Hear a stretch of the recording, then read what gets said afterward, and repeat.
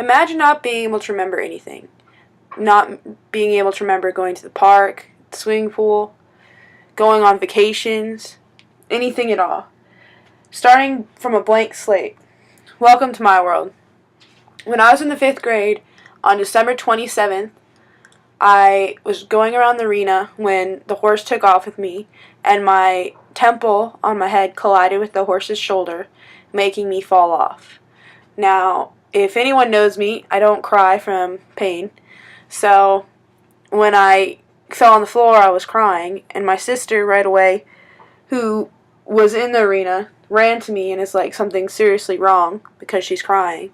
But my trainer said, you know what, she's fine, just jitters, she'll shake it off and put me back on the horse.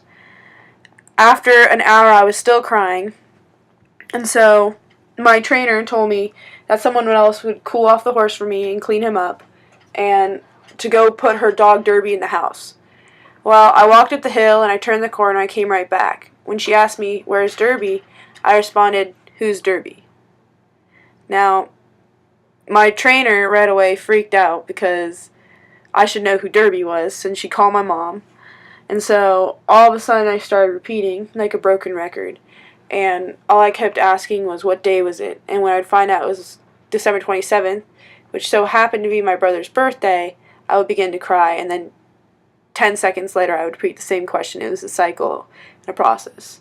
So we went to the hospital.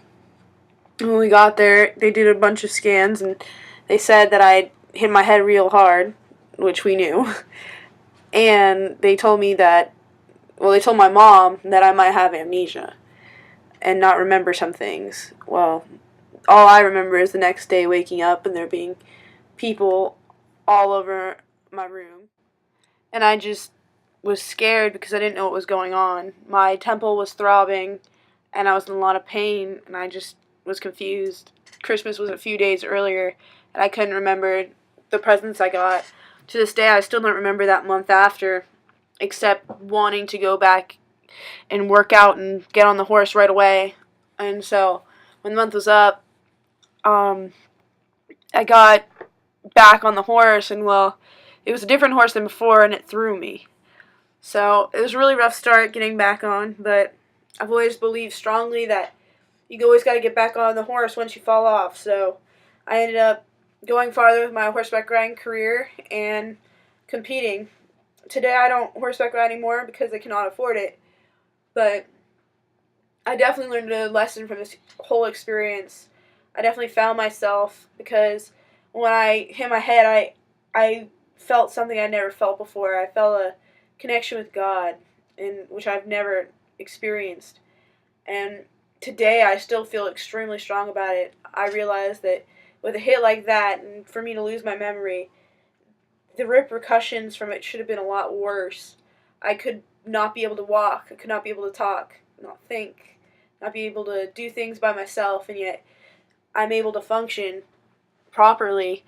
And for that, I thank the Lord every day in my prayers. And I think one big part of my identity is being a Christian because, it speaks to me. It defines who I am. It defines my morals. It's just something I believe in with all my heart, and nothing can ever replace that.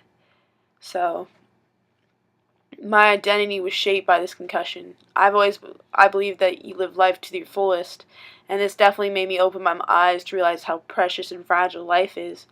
And I now believe that, you can't take life for granted no matter what.